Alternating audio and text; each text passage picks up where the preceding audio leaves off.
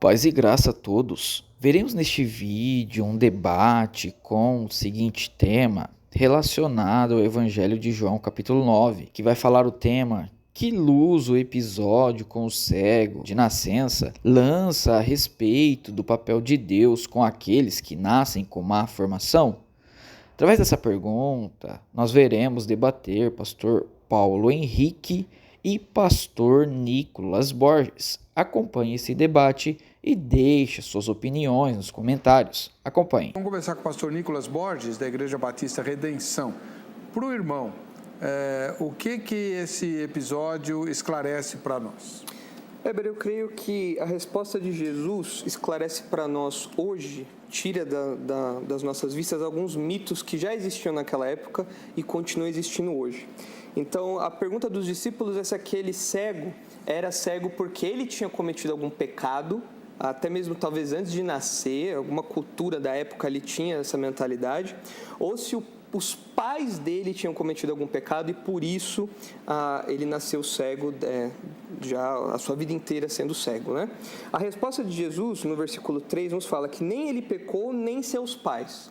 Então, logo de cara, o que isso nos lança de luz, o que isso nos ilumina na compreensão do modo como nós devemos lidar com pessoas que têm má formação, que têm algum tipo de necessidade especial, é que esse papo de maldição hereditária, esse papo de que tudo que acontece de mal ou de ruim é fruto de algum pecado que a pessoa cometeu, todo esse papo que assombra o meio evangélico hoje, isso é mentira.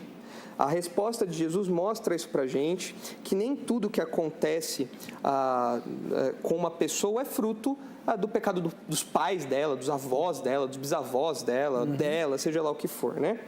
E outra consideração importante a ser feito também, é que Jesus mostra que aquilo estava acontecendo para que o poder de Deus se manifestasse, para que a glória de Deus fosse manifesta, né? Seja pela cura que Jesus faria ali, confirmando o seu ministério, e em especial confirmando a sua divindade, porque o João capítulo 9 está no meio ali de um embate com os fariseus. Então, no capítulo 8, você tem um embate sério, onde os judeus tentam até matar Jesus, porque ele roga a si mesmo como Deus, né? Ele fala que ele é o próprio Deus. E no capítulo 10, depois do discurso do bom pastor, nós temos também os judeus ali tentando cercar Jesus. Então, no meio, nós temos a divindade de Jesus sendo resguardada. E o fato de Deus estar ser diretamente citado como alguém que fez com que aquele cego fosse daquele jeito, né, nascesse daquele jeito, nos remete a Êxodo, capítulo 4, versículo 11, onde, diante do questionamento de Moisés, Deus fala assim: quem fez a boca do homem? Ou quem faz o mudo, ou o surdo, ou o que vê, ou o cego? Não sou eu, o Senhor?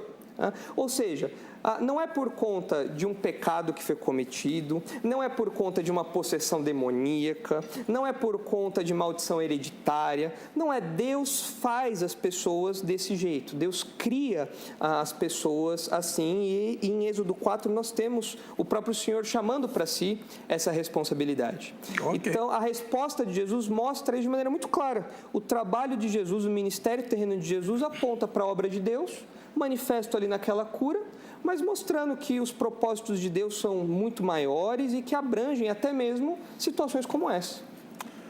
Esse foi o pastor Nicolas Borges, da Igreja Batista Redenção. Agora nós vamos ouvir o pastor professor Paulo Henrique, do ITCID. Perfeito. Né? Instituto Teológico Cristo na Mente, Igreja Diferente. Eu gosto de rima, hein? Faz combina ali, né? Fala a verdade. O senhor é autor de como é que chama? Rap? É isso aí? Não tenho nem cacuete. Tá bom. Então, pastor, que tipo de elucidação, de luz, esse episódio da cura do cego de nascença nos traz?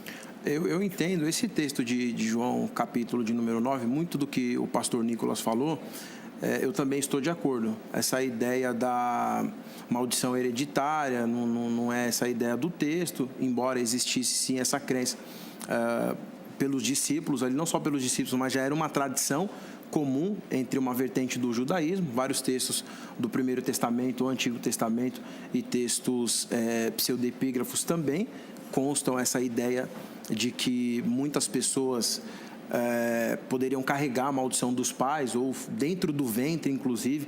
Tem aquela discussão de Esaú com Jacó, que brigaram dentro do ventre, quem pecou ali, mas não é isso que Jesus quer trazer ali. Para mim, nesse contexto, a única divergência que eu tenho é Deus ter feito este rapaz cego para manifestar o poder dele.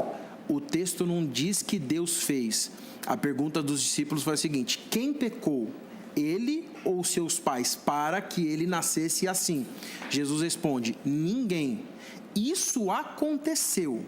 Então, essa ideia do aconteceu não fala que foi Deus que fez. Isso aconteceu pode trazer uma ideia de que foi algo natural.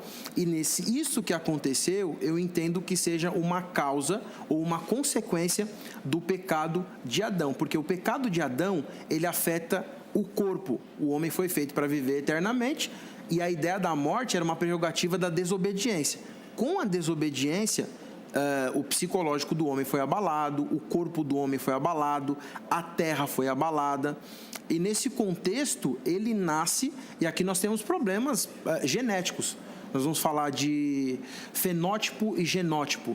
São traços que o indivíduo herda também do seu pai e da sua mãe, que ele pode carregar alguns problemas. Agora, ele nasce dessa forma para manifestar o poder de Deus. Ele nasceu assim, Jesus chega até aquele lugar e fala assim: tá, então você nasceu assim, eu vou resolver o seu problema. Como? Para mostrar que Deus também tem poder sobre qualquer tipo de malformação, seja ela psicológica, física, mental e espiritual. Só para eu ver se eu entendi, pastor. Nesse caso, então, o senhor entende que o rapaz nasceu cego por um acidente, não por uma determinação divina. Perfeito, exatamente. Não foi Deus que determinou, até porque o texto não fala isso. Ele nasceu, e o propósito desse nascimento foi então manifestar o poder de Deus. Deus, interferindo nessa má formação, ele voltou a enxergar e o poder de Deus foi manifestado. E claro que tem um cenário ali para Jesus realizar isso ao longo do debate. Claro, nós vamos... isso aí é o que a gente vai elucidar. Mas vamos voltar a falar aqui do tema de João, capítulo 9. Pastor Nicolas Borges, o senhor disse e mostrou na Bíblia que quem nasce com deficiência porque Deus assim fez. Mas Deus não é um Deus de amor? Por que Deus faria algo assim? É engraçado, até a posição do pastor Paulo, né? Que Deus não faz isso, mas permite isso, né?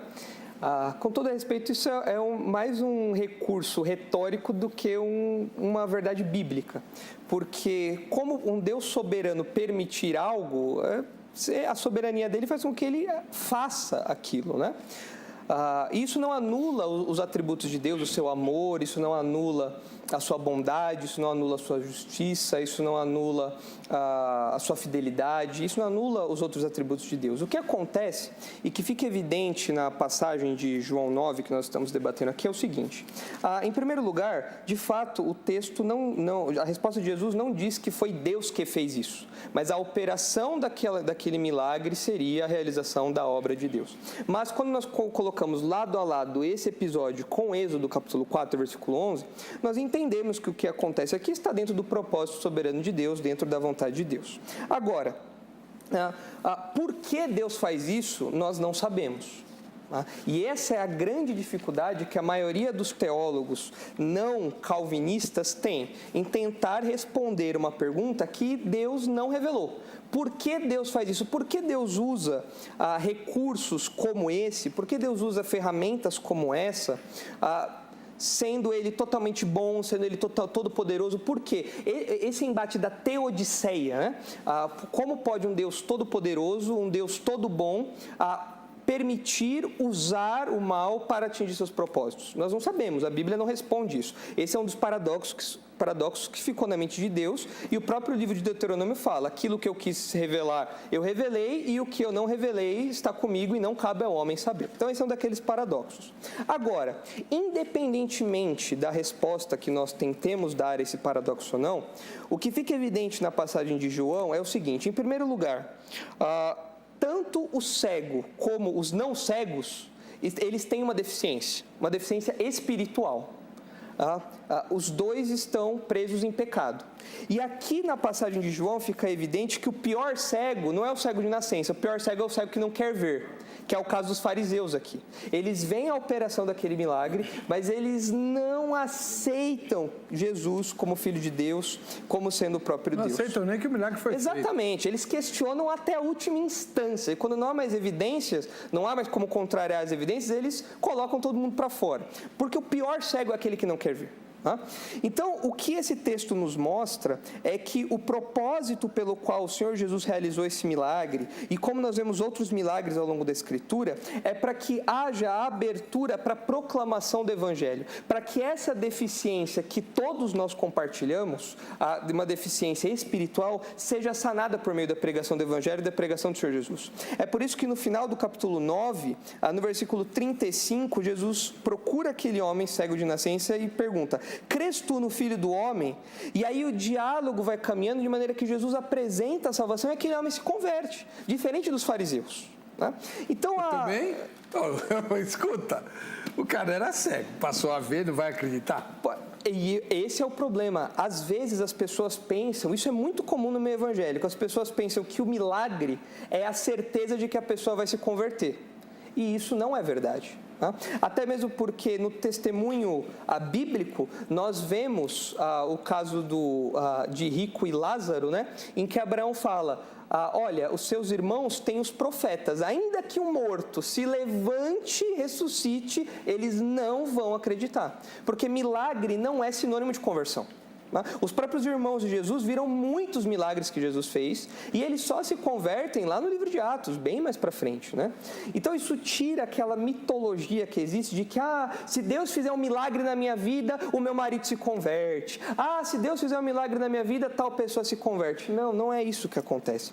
Porque o modo como esse relato aqui de João 9 foi colocado aqui, mostra para nós a divindade de Jesus, mostra para nós o poder de Jesus, mostra para nós os propósitos soberanos de um Deus que usa até mesmo a cegueira para atingir os seus objetivos aqui. Então isso mostra a soberania de Deus, tanto na execução dos seus planos, como especificamente na sua obra de salvação, que é como termina o relato. Tá. Bom, agora deixa eu ouvir o pastor Paulo Henrique. Professor, o senhor diz que não é Deus que faz o cego nascer cego, mas ele permite isso como decorrência da queda. Não dá na mesma? Ele falou que dá na mesma. Sim. Eu entendo que não. Analisando aqui o discurso do pastor Nicolas, a indagação é justamente essa. Qual o propósito de Deus permitir que esse rapaz nascesse cego para manifestar o seu poder? Então, essa é uma questão que precisa ser trabalhada e a tentativa de teólogos não calvinistas de tentar explicar a soberania de Deus. Perfeito. Bom, o Evangelho de João, aí nós temos em grego Evangelho kata Ioane, ou Evangelho kata Evangelho tu Ioane, Evangelho de João, Evangelho de acordo com João, foi escrito provavelmente ali entre o ano 85 e o ano 95. Muitos especialistas dizem que esse Evangelho de João é um embate filosófico, é uma resposta contra o gnosticismo. E essa ideia de João, um dos propósitos do livro de João, como o pastor Nicolas muito bem colocou, é mostrar a divindade de Jesus e o seu caráter de relacionamento com Deus. Revelei a eles o teu nome, manifestei a eles o teu nome, a tua glória. Então, quando ele mostra a divindade, o próprio versículo 1 vai falar, que é João capítulo 1, versículo 1. Enarrein o logos, kai o logos em froston, teon, kai feos em o logos. No princípio era o verbo, e o verbo era Deus, e o verbo estava com Deus. Esse texto mostra que Jesus era Deus. Então, João vai mostrar para toda aquela plateia quem ele é de fato, diferente de Mateus, Marcos e Lucas. O capítulo, João 1,3, João 1,10, João 1,14 e João 1,18, esses textos deixam isso muito claro. Agora a questão é o cenário que Jesus está. Em que período Jesus estava ali? Onde Jesus estava? O que Jesus estava fazendo? Se nós olharmos João capítulo de número 7, como o pastor Nicolas falou, eles ameaçaram Jesus, pegaram pedra para atacar em Jesus, Jesus teve que se ocultar dali, porque acontece a situação da mulher adúltera. Então, todos os fariseus ali, os hipócritas, queriam apedrejar Jesus. Jesus sai daquele lugar, mas eles estavam numa festa.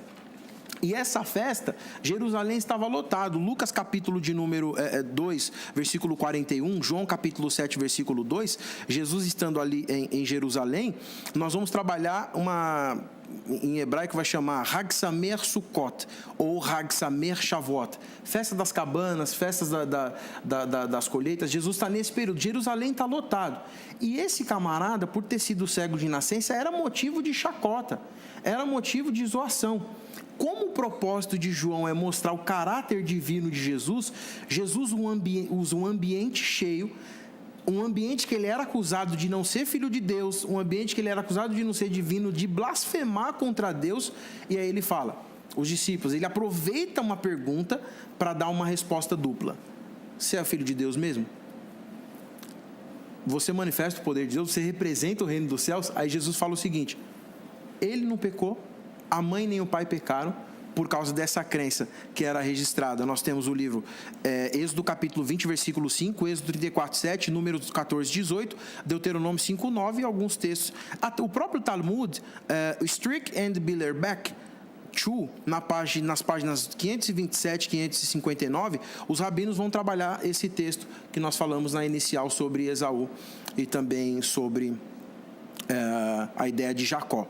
Jesus fala o seguinte, é para a manifestação do poder de Deus. Além de curar esse cego, com essa realização do milagre, Jesus mostra que ele era Deus, Jesus mostra que ele vem revelar o reino dos céus, Jesus mostra que Deus pode interferir sim em qualquer situação e aspecto aqui na terra, e com certeza, além desse rapaz ter acreditado, como o pastor mostrou no texto seguinte, outras pessoas também acreditaram no poder de Deus. Então, a manifestação do poder é manifestar o reino dos céus na terra. E foi para isso que Jesus foi manifestado. Então, o que Jesus faz aqui é corrigir um acidente de percurso. O cara nasceu cego, um acidente de percurso de Deus, aí Jesus vai lá e corrige esse acidente de percurso. Não, acidente de percurso de Deus. Eu não falei isso. Quem está dizendo é o senhor. Não, porque se isso daqui não estava debaixo da soberania absoluta de Deus, ou seja, se este cego nasceu cego sem ter Deus determinado que ele fosse cego, então isso aqui foi um acidente de percurso e agora Jesus, para mostrar o seu poder e tudo mais, ele estaria aí corrigindo essa falha causada pelo pecado e tudo mais. É isso que o senhor acredita? Não. O texto não fala que Deus determinou. O senhor concordou na inicial. Mas Êxodo fala. Não, mas esse texto tem nada a ver com Êxodo. Não, como não? Não, aqui tem um cego. É uma menção a Êxodo esse texto? Não é uma menção, mas aqui tem um cego, uma pessoa com deficiência, e Êxodo 4 fala, eu faço o surdo, o que vê e o cego. Mas ele fala todos os cegos? Ele fala o surdo, o mudo e o cego, está aqui. Mas eu não posso pegar esse... É uma afirmação geral. Sim, mas eu não posso pegar esse texto desse cego e falar, esse cego aqui está incutido no texto de Êxodo. Não, mas então aqui, que cego é aqui, em Êxodo? João estava escrito nessa época? Não. Samuel conhecia João? Não. Então, o texto de João tem um propósito. Não. Na hermenêutica... Samuel? Moisés existia. O João existia nessa época de Moisés? Ainda não, mas o Deus é o mesmo. Então, aqui Deus está rogando para si a criação de pessoas assim. Uhum. Então, aqui tem um cego. Né? Então, como harmonizar esses dois textos? Então, a resposta de Jesus, ela deixa isso bem claro. Quem pecou? Ninguém. Deus determinou? O texto não fala que Deus determinou. O texto de João não fala. Perfeito, então nós estamos tratando o texto de João. Isso, mas nós estamos construindo uma teologia bíblica. Então, usando a Bíblia, pastor. Uma teologia bíblica. Podemos afirmar que Deus cria pessoas com deficiência? Não. Não podemos. Não. Moisés errou, então. Não, Moisés não errou. O texto não se interpreta dessa forma. Então, por favor, a grande questão é a seguinte: o texto que nós estamos tratando é o texto de João, capítulo 9. Isso. Dentro da hermenêutica, cada texto precisa ser analisado dentro do seu contexto. Exatamente. Exegeticamente, eu pegar um texto e embutir esse texto em outro é um acidente. Mas eu preciso, na construção de uma teologia bíblica saudável, olhar o todo. Se eu não deixar eu responder, eu não vou conseguir responder. Então, a questão é a seguinte: todo esse contexto cultural que eu estou trazendo aqui, o senhor está ignorando, porque Deus tem um propósito. Olha a resposta de Jesus. Senhor, quem pecou, os pais ou ele? Ninguém. Qual é o propósito? Então, deixa eu responder, pastor. Deixa eu responder. Qual é o propósito desse rapaz ter nascido cego? O propósito do rapaz ter nascido cego é para ser manifestado o poder de Deus. Jesus respondeu isso, não foi Deus que fez. Qual era o propósito? Deus manifestar seu poder. Agora, todo mundo que nasce com uma má formação vai falar, foi Deus que fez? Eu não posso fazer isso usando um texto, porque Deus é um Deus de amor. Isso não é acidente de percurso, são consequências do pecado. O ser humano foi desconfigurado e automaticamente Deus vem intervir. Agora, a soberania de Deus, Deus é soberano, Ele faz o que Ele quiser, sem eu questionar e sem ninguém questionar. Exato. E Jesus resolveu curar esse rapaz para mostrar que ele tem poder para todas as coisas. Vamos só fechar essa questão, pastor Nicolas, porque eu tenho outras questões. Vamos lá. Olha, o que o senhor mencionou aqui, o senhor usou a palavra propósito. Para um calvinista, essa é a melhor palavra que o senhor poderia ter usado. Porque se Deus tinha um propósito, é porque isso já estava nos trilhos da história que o próprio Deus escreveu. Esse cego não apareceu lá por acaso, esse cego foi colocado lá por Deus. E ele não era por coincidência um cego, foi um cego que foi colocado ali para a manifestação da glória de Deus. Agora, só para o pessoal de casa entender, a questão hermenêutica que o pastor Paulo citou, é claro que nós sempre estudamos um parágrafo, um trecho da Escritura à luz do livro, à luz da teologia daquele autor bíblico, mas nós precisamos entender que existe uma teologia bíblica a ser construída. E quando nós falamos a respeito desse assunto, nós temos que ver a teologia bíblica como um todo, ver o que esse episódio lança à luz em outros trechos bíblicos também e como nós podemos compor uma teologia bíblica saudável. Senão eu vou ver uma coisa em João, vou ver uma coisa em Marcos, vou ver uma coisa em Lucas, vou ver uma coisa em Êxodo, e a Bíblia então vai estar cheia de contradição, vai estar cheia de pontos sem nó. Então aqui o que nós precisamos fazer é uma teologia bíblica. O texto, novamente, Jesus não está falando aqui que foi Deus que fez aquilo, mas olhando para a teologia bíblica como um todo e vendo o propósito que Deus tinha com esse homem, como o próprio pastor Paulo citou, nós entendemos que é Deus que determina esse tipo de coisa, que é Deus que faz isso nos trilhos da história. Pois bem.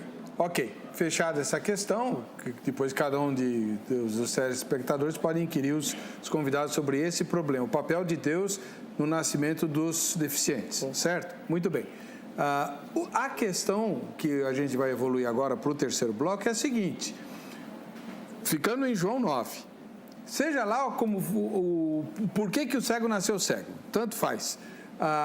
O ato de Jesus de curar o cego, aliado à fala dele a respeito da manifestação do poder de Deus, pode nos dar base para crermos que os deficientes são curados pelo poder de Deus hoje, ou seja, as pessoas que nascem com deficiência, seja ela porque Deus determinou isso, seja porque houve uma decorrência do pecado, né? E os genes ficaram deficientes, como o pastor mencionou, o pastor Paulo, mas eles nascem todos debaixo da soberania divina, no mínimo da permissão de Deus. Ok, então, Deus permite que pessoas venham sofrer nesse mundo desde o nascimento, não seria para que elas sejam curadas e com isso o poder e a glória de Deus se manifeste? Terceiro bloco, a gente trata disso, sai daí. Vamos lá, já que o senhor está com a palavra, pastor Nicolas, por que podemos usar João 9 para defender a ideia de que Deus quer, no fundo, curar os que nascem doentes? Eu acredito que João 9 não nos ensine isso. Eu acredito que colocar isso no texto, falar que todas aquelas pessoas que têm fé, como o cego teve fé, elas serão curadas, isso é enganar as pessoas. Isso é uma propaganda enganosa e não é o propósito do texto. Até mesmo porque os milagres que aconteciam, tanto no ministério de Jesus, como no ministério dos apóstolos, tinham alvos muito específicos, né? Por exemplo, Marcos capítulo 16, versículo 20, fala assim: e eles, tendo partido, pregaram em toda parte, cooperando com eles o Senhor e confirmando a palavra por meio de sinais que se seguiam. Atos capítulo 14 também fala: entretanto, demoraram-se ali muito tempo, falando ousadamente no Senhor, o qual confirmava a palavra da sua graça, concedendo que por mão deles se fizessem sinais e prodígios. Ou seja, os milagres nos tempos de Jesus, os milagres ali nos tempos dos apóstolos, tinha por propósito ratificar, confirmar a mensagem que estava sendo pregada como uma mensagem verdadeira. Hoje nós não precisamos mais dessa ratificação, porque nós já temos o cânon bíblico fechado. Nós já temos aqui a fé que foi, de uma vez por todas, entregue aos santos. E essa confirmação dos sinais, dos milagres, aconteceu aqui. Agora, isso não significa, e isso o pessoal confunde muito com a posição cessacionista. As pessoas pensam que o cessacionista acredita que Deus não pode realizar milagres hoje. Qualquer pessoa que tenha o mínimo de temor a Deus crê que Deus pode realizar milagres hoje. A grande diferença é que naqueles dias existiam pessoas com dons de curas e dons de realizar milagres. As pessoas doentes iam até onde Jesus estava. As pessoas doentes iam atrás de Paulo, iam atrás de Pedro, porque eram pessoas que tinham uma capacitação sobrenatural de Deus para realizar milagres. Hoje isso não acontece mais. Como uma pessoa pode ser curada hoje? De maneira sobrenatural por meio da oração. E note que até mesmo nos tempos apostólicos, Paulo orou 3 vezes a Deus, pedindo que Deus tirasse o espinho da carne dele, e Deus falou não. Então, o crente hoje pode pedir por milagres? Claro que o crente pode orar pedindo por milagres. Senhor, por favor, cure essa pessoa, restaure essa pessoa, reverta essa situação. Mas o crente tem que entender que as curas e os milagres do Novo Testamento são diferentes da realidade que nós temos hoje. Deus pode realizar isso ainda hoje por meio da oração, por meio da súplica, mas não é certeza de que isso vai acontecer como acontecia ali nos tempos dos apóstolos. O próprio Paulo mostra isso na sua própria vida. Ele fala para Timóteo que Timóteo deveria misturar um pouquinho de vinho com a água por conta dos problemas de estômago, né? Ou seja, Paulo não curou Timóteo. Em 2 Timóteo, Paulo fala que deixou Trófimo doente em Mileto. Ou seja, respondendo à pergunta, todo mundo que tem algum tipo de doença, algum tipo de deficiência, pela fé essa pessoa será curada? A resposta é não. Tudo depende dos propósitos de Deus para aquela pessoa, os alvos de Deus. Pode ser que a pessoa seja curada, pode ser que a pessoa não seja curada. Paulo não foi curado, Timóteo não foi curado, Trófimo não foi curado. Né? Mas tudo depende aí do propósito soberano de Deus. O que acontece no Evangelho de João capítulo 9 é que nós temos o milagre acontecendo ali para confirmar o ministério de Jesus e a sua divindade. Vamos lá. Pastor Paulo Henrique, o senhor concorda com o pastor que os milagres não acontecem mais, a não ser que Deus queira? Não, eu discordo por vários motivos. Um dos motivos é justamente batendo nessa tecla chamada o propósito, o reino de Deus. Eu percebo que existe uma pequena divergência acerca do que seja Deus determinar, Deus realizar e Deus permitir. O fato de Deus permitir não significa que Deus vai interferir ou Deus vai provocar aquilo. Por exemplo, quando uma mãe tenta fazer um aborto, a criança nasce com um problema, Deus permitiu, significa que Deus atravessou aquela situação para que aquilo acontecesse? Claro que não. Nós somos livres e a nossa liberdade faz com que as nossas escolhas, nós somos responsáveis pelos nossos atos. A própria Bíblia diz, cada um dará conta de si mesmo a Deus. Ou seja, eu tenho consciência, plena consciência, sei pensar, sei ler, sei fazer todas as minhas escolhas para que chegar no grande dia, Deus vai me inquirir acerca daquela questão.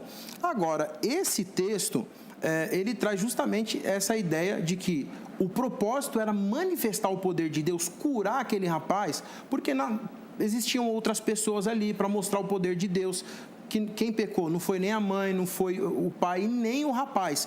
Tem uma obra do Dr. Raul Marinho Júnior, ele é professor titular emérito de neurocirurgia da Faculdade de Medicina da Universidade de São Paulo e também professor livre-docente em bioética na mesma universidade. A obra é Em Busca de uma Bioética Global, da editora Agnus, foi publicada em 2009. Nessa obra ele trata muito essa ideia de pessoas que nascem com vários problemas e as intervenções que Deus faz acerca disso. Agora, 1 João capítulo 3, versículo de número 8, diz assim: aquele que pratica o pecado é do diabo, porque o diabo vem pecando desde o princípio. Para isso se manifestou o Filho de Deus, para destruir as obras do diabo. Quando você pega o pecado no início, aquela ideia da serpente que provocou o homem e a mulher, o homem foi responsável por carregar esses problemas. O reino dos céus está justamente na intervenção de Deus para resolver os problemas que o homem causou. Deus ama tanto, João 3,16 vai trabalhar isso. Deus ama tanto a sua criação, tanto o homem quanto a sua criação, todo o cosmos como um todo, que ele age para tentar colocar as coisas no lugar, mas não é um deslize de Deus, como se fosse um plano B, é o deslize do homem. E o propósito, o pastor Nicolas utilizou alguns textos, eu vou utilizar textos contrários. Lucas capítulo 10, versículo 9. Jesus vai enviar os 70 e o que o pastor Nicolas colocou foi uma palavra na frente. Prega e a consequência da palavra vai ser a cura. Deus ia cooperando com sinais. Eu acredito nisso. Só que tem vários textos que mostram o contrário. Jesus fala, vai lá e prega. Lucas capítulo 10, versículo 9 diz assim: cure os doentes que ali estiverem e lhes digam, o reino dos céus está próximo de vocês. Aqui está batendo com João capítulo 9. Curar um enfermo e mostrar o propósito da cura. O propósito da cura não é fazer com que a pessoa seja salva, é mostrar que o reino dos céus é superior ao reino da terra e quando ele intervém nessa terra, algo sobrenatural acontece. E só mais um texto também, Marcos 16, 16, 17. Quem crer e for batizado será salvo, é um clássico pentecostal, mas quem não crer será condenado. E estes sinais, né, que tem um pronome demonstrativo, acompanharão ou seguirão todos aqueles que crêem em meu nome, expulsarão demônio, falarão novas línguas, e se comer alguma coisa mortífera não nos fará mal algum. Então qual é a ideia? A ideia é que a igreja recebeu o poder, e o poder no Espírito Santo. Se você colocar a mão no enfermo, ele vai ser curado. Se você colocar a mão em alguém que está endemoniado, ele vai ser liberto. Essa é a ideia. O ministério de Jesus estava carregado desses sinais. Só que isso não é prerrogativa para salvar alguém. E eu concordo com o senhor quando as pessoas tentam colocar isso como, isso aqui é o evangelho. Não, o evangelho é prega a palavra, hoje nós temos um cano. Porém, os sinais são acompanhados por esse evangelho. Continua até hoje? Continua até hoje. Inclusive, eu sou prova viva disso. Por quê? Porque Deus me usa com esses dons. 1 Coríntios capítulo 12 fala desses dons. O senhor tem dom de cura? Tenho. Então a gente vai sair daqui agora, nós vamos no hospital e o senhor vai curar todos dali. Mas não é quando o senhor quer, é quando Deus ordena. Ah, mas o dom de cura não era assim. Era? Não. Era? Não, as pessoas levavam todos até a pessoa que tinha o dom de cura e a pessoa curava. Inclusive, até mesmo tocando às vezes na sombra da pessoa, a pessoa era curada. Quem falou isso? O texto bíblico fala isso. O pano de Paulo curava? O lenço de Paulo curava? O texto fala que a sombra dele curou. O pano dele curava? O pano dele curava não, mas por meio dele, Deus operou curas. Agora, só uma pergunta, pastor. Não, sabe qual é a questão? Na minha questão. Desculpa falar, porque Paulo ele curava todas as pessoas? Paulo curava todas as pessoas que ele queria? Ele mesmo mencionou. Paulo curava todas as pessoas que ele queria? Isso, e depois ele não curou. Ele pediu para ser curado e não foi curado. Você falou que não. Ele não foi curado. Você falou que Paulo não curava todas as pessoas que ele queria. Exatamente. Então, eu não vou curar todo mundo que eu quero. Quem vai curar é que Deus quer. Esse não é o que Deus quer. Não é o dom de cura. Eu tive uma experiência na minha própria família em que a minha avó, no leito de morte, recebeu uma profecia de que ela seria curada. As pessoas impuseram as mãos sobre elas e todos acreditaram. Grande bênção de Deus. Meses depois ela faleceu. Mas eu tenho culpa disso? Não, Deus tem culpa disso? Mas essa teologia manca, essa teologia manca. Não é teologia, não, desculpa. O senhor está generalizando uma experiência ruim que o senhor teve e eu não tenho nada a ver com isso. Continua hoje, manco. Porque essas curas Onde está escrito, feitas... pastor Nicolas, que os dons cessariam? Os dons extraordinários de cura cessaram no próprio testemunho Onde apostólico. Está isso? Eu citei a 1 Timóteo, 2 Timóteo. Não, pastor, vamos lá. O senhor é um grande defensor da literalidade das Escrituras e de uma exegese sadia. Sim. Certo? Certo. O que o senhor fez foi inferências. Claro. Ter inferências, nós todos temos liberdade. Quem crê que os milagres continuam pode inferir isso e quem não crê também pode. Agora, não existe nenhum texto, o pastor Gana Conato gosta muito de falar essa palavra, né? Texto. Né? Não tem nenhum texto que diga assim, os dons cessarão quando o cânon terminar. Tem? Não tem um texto assim, mas não precisa de um texto assim. Claro que precisa. Porque se o propósito dos dons de cura, como dito aqui nos textos que eu li de Marcos, para a ratificação da mensagem... Nós não precisamos disso hoje? Não, porque a mensagem já está ratificada. Não, ratificada se eu falo que eu preciso de ratificação da mensagem hoje, é porque há uma produção de mensagem nova. E não há mensagem nova mais para ser ratificada. Então vamos lá. Com o fechamento do cânon, a finalização desse processo. Agora, o que acontece hoje, que o pessoal fala de curas e milagres, em primeiro lugar, são coisas extremamente sugestionadas. A pessoa está com uma dorzinha de cabeça, eu fui lá, a pessoa orou e me curou. Sendo que milagres, na Bíblia, é a reversão completa da ordem natural das coisas. Você nunca viu isso acontecer? Nunca vi isso acontecer, mas eu creio que isso aconteça. Eu creio, porque Deus continua sendo soberano e intervindo na história. Então, pastor, o que acontece é que não é possível mais falar hoje que pessoas têm dons de cura. Pastor, porque ao longo onde está escrito que quem tem dom de cura, cura todos? Isso só aconteceu com uma pessoa chamada Jesus de Nazaré. Não, nós vemos no livro de Atos as pessoas levando os doentes até os apóstolos para que os apóstolos curassem a todos indiscriminadamente. Não. Sim, nós vemos isso. Só nos evangelhos está escrito, tem um versículo lá, se não me engano, no Evangelho de Marcos, que diz que a todos Jesus curou. A todos. Sim. Que eles jogavam as pessoas doentes aos pés de Jesus e a todos ele curou. Jesus. Os apóstolos, não. O que a gente infere dos... É a mesma história lá do batismo de criança. Vários crentes, várias famílias se converteram e todos foram batizados. Devia ter criança lá, devia. Inferência. O senhor mesmo, que é um imersionista, não vai aceitar esse argumento, concorda? Sim, mas ali mas existem inferências válidas e inferências imaginárias. Exatamente. Quando eu olho para o testemunho bíblico, quando eu olho para o modo como o cânon foi se desenvolvendo, eu chego em 2 Timóteo, a última carta do apóstolo Paulo, em que ele fala que ele deixa um companheiro dele doente lá, ele mesmo que tinha realizado muitas curas, ele tinha pedido a Deus para ser curado e não foi, nós percebemos uma migração do modo como Deus opera milagres. Percebemos. Aí que tá, pastor. Vamos lá. Eu também já fui bastante adepto do sensacionismo, li o livro lá da Igreja Batista Regular que fala dos dons carismáticos e que usa um texto que o senhor, graças a Deus, ainda não usou, para dizer que os dons cessariam, que é o texto lá de 1 Coríntios 13.